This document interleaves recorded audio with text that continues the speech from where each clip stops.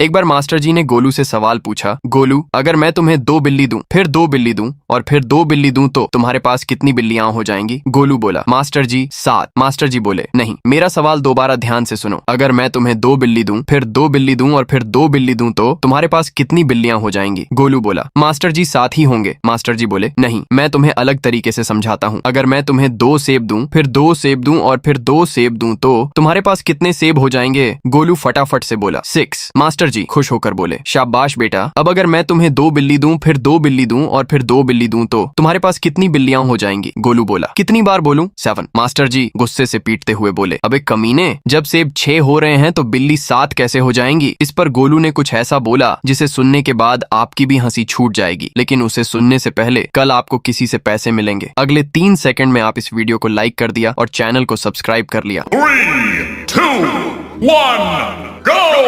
तो अब ध्यान से सुनो, गोलू रोते हुए बोला, क्योंकि मेरे घर पर एक बिल्ली पहले से ही है। समझ रहे हो?